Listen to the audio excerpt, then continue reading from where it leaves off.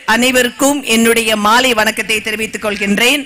இன்றைக்கு வாக்கு திருட்டு என்பது அனைவராலும் உச்சரிக்கப்படுகின்ற ஒரு இதாகவே மாறிவிட்டது. யோசித்து பார்க்க வேண்டும். வாக்கு திருட்டு என்பது நம்மளுடைய வீட்டில் வந்து நம்மளுடைய உரிமையை பறித்துக் கொண்டிருக்கக்கூடிய இந்த நரேந்திர மோடியினுடைய ஆட்சி நீடிக்கலாமா நீடிக்க வேண்டாமா என்பதை நாம் இன்னும் 6 மாதத்தில் நமக்கு தெரியும்.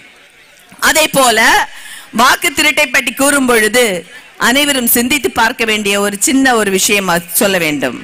நம்மளுடைய வாக்கை திருடுகிறவர்கள் பேங்க்ல இல்ல ஏதாவது ஒரு விஷயம் ஏதாவது ஒரு ஜப்தி ஏலம் ஏதாவது வந்துச்சுன்னு வச்சுக்கோங்களேன், பேங்க்ல என்ன பண்ணுவாங்க, நோட்டீஸ போடுவாங்க.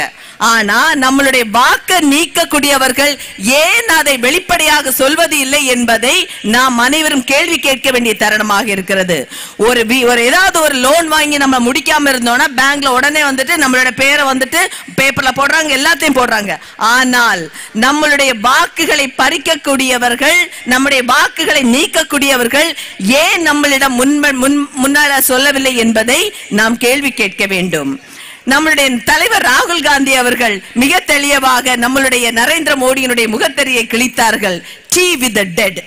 பைபிள நம்ம வாசிச்சிருக்கோம். லாசர் அவர்களை வந்துட்டு நம்மளுடைய இயேசுநாதர் வந்துட்டு உயிர் தெழுந்தாருன்னு. நம்மளுடைய அதே சிச்சுவேஷன் தான் இன்னைக்கு நமக்கு வந்திருக்கு. ராகுல் காந்தி அவர்கள் இறந்தவர்களை உயிர் தெழுத வைத்து அவருடன் டீயை குடித்து விட்டார்கள் என்றால் நரேந்திர மோடியினுடைய ஆட்சியினுடைய கள்ளத்தனம். நரேந்திர மோடி இறந்தவர்களை உயிரோடு இருக்கவர்களை இறந்தவர்கள் என்று போட்டது என்னதென்றால் நீங்கள் சிந்தித்து பார்க்க வேண்டும். இப்படியாக ஒவ்வொரு இடத்திலும் ஒவ்வொரு செயலிலும் பிஜேபி இன்றைக்கு ஆண்டு கொண்டிருக்கிற பிஜேபி ஆனது நம்மளுடைய ஒவ்வொரு உரிமையும் பறித்துக் கொண்டிருக்கிறார்கள். ஓட்டை மட்டும் பறிக்கவில்லை, இந்தியாவுடைய ஜனநாயகத்தை பறித்து விட்டார்கள். இந்தியா ஜனநாயகம் என்பது உலகத்திற்கே எடுத்துக்காட்டான ஒரு ஜனநாயகமாகும். ஆனால் அந்த ஜனநாயகத்திற்கு இன்றைக்கு மிகப்பெரிய ஒரு ஆபத்து வந்திருக்கிறது. அந்த ஆபத்தை காப்பாற்றக்கூடிய ஒரு பாதுகாவலனாக நம்முடைய தலைவர் ராகுல் காந்தி இருக்கிறார். அந்த தலைவர் ராகுல் காந்தி அவர்களை கூடிய விரைவில் பிரதமராக வாழ்த்துவதற்கு இந்த மேடையை நாம் பயன்படுத்திக் கொண்டு அனைவரும் ஒன்றிணைவோம் தலைவர் ராகுல் காந்தியின் பின்னால் என்பதை கூறி எனக்கு வாய்ப்பளித்த உங்களுக்கு நன்றி கூறி விடைபெறுகிறேன். நன்றி, வணக்கம்.